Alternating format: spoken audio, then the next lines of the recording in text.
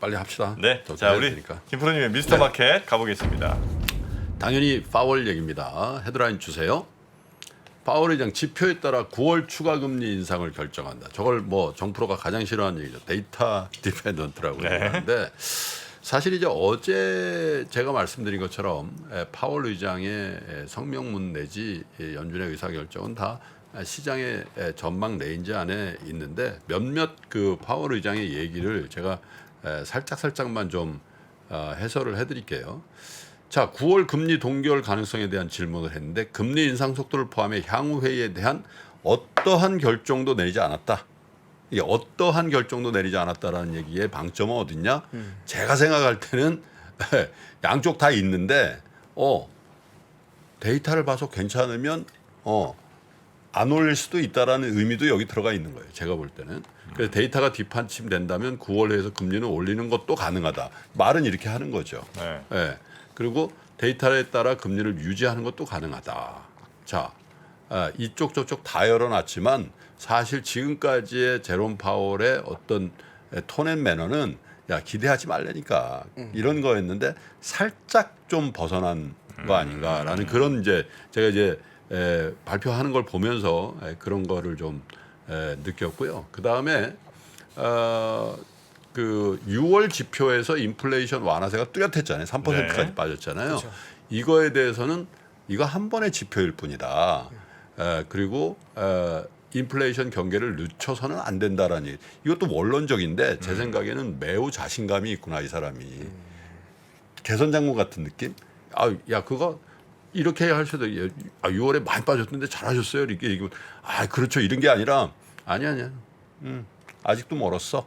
이거는 사실은 굉장히 큰 자신감의 표현이다라는 얘기를 한 거고요. 6월 소비자 물가 지수 CPI가 그렇게 빠진 거는 매우 좋은 소식이라면서도 인플레이션이 완화됐지만 갈 길은 아직 멀다.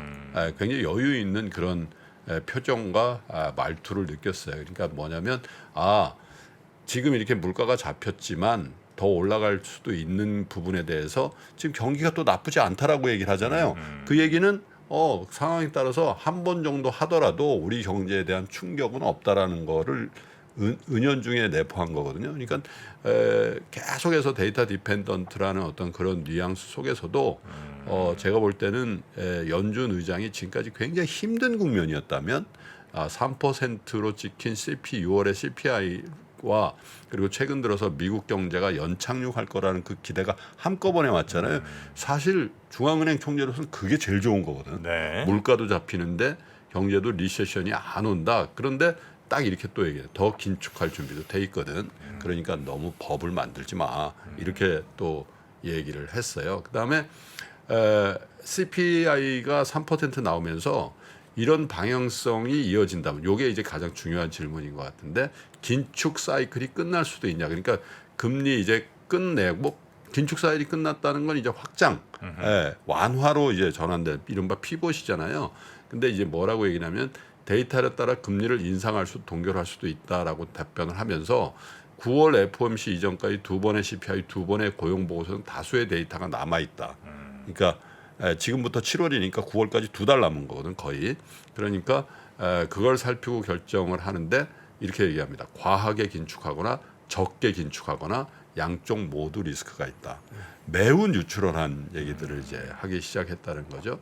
그 다음에 오늘 금리를 올린 거는 굉장히 필요한 방향이다라는 평가를 했는데 최종 금리에 가까워져 속도를 늦춰갈 것이다. 그건 뭐냐? 최종 금리라는 게 목표하는 게 2%란 말이에요. 근데 사실은 2%와 3%는 우리가 느끼면 9% 3% 됐기 때문에 다 왔다고 생각하죠.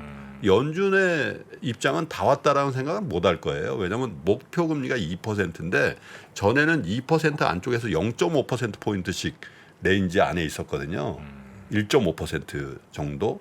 그죠? 근데 이게 지금 3% 레인지 밖이란 말이에요. 아직도. 네. 그래서 우리가 생각하는 것만큼 연준이 그렇게 여유를 부리면서 긴축을 완화 모드로 급선회 할 거다. 이런 기대를 지금 하기는 좀 빠른 것 같다라는 이제 그런 생각을 했고요. 그다음에 연내 금리 인하 가능성에 대해서는 확실하게 선을 그었습니다. 지금 불확실성이 큰 만큼 언제 금리를 인하할 건지 말하기 어렵다. 올해는 적어도 아닐 것이다. 이건 선을 긋은 거죠.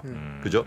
물론 이제 뭐 변화 가능성은 있겠습니다만은 그래서 시장에서는 내년 중반 정도까지는 금리가 인하되는 국면을 기대하진 좀. 내년 중반. 네네네. 네. 제가 볼 때도 내년 중반까지는 금리 인하한다는 건 굉장히 섣부른 기대가 될 수 있을 것 같아요. 왜냐하면 지금 주시장이라든지 부동산 시장, 어떤 자산 시장의 분위기를 감안하고 경기에 대한 전망도 감안했을 때 사실은 또 그게 경기가 웬만하다는 얘기거든요. 그게 좋을 수도 있어요, 사실.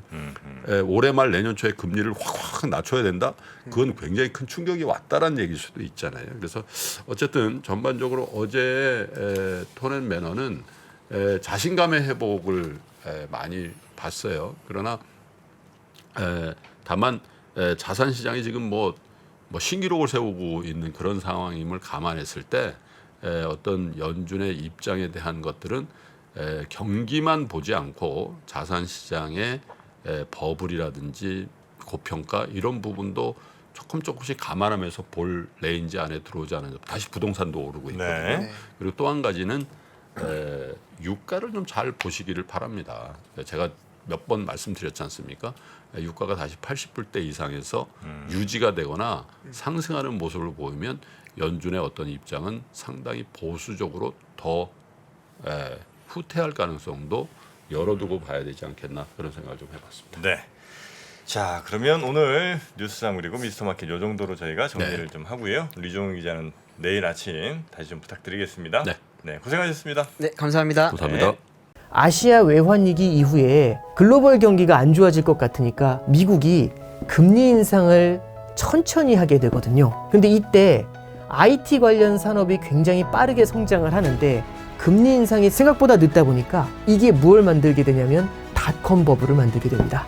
외환 위기부터 닷컴 버블, 금융 위기, 인플레이션의 부활까지 대한민국 최고의 거시경제 전문가 오건영의 경제 이야기를 서점에서 만나보십시오.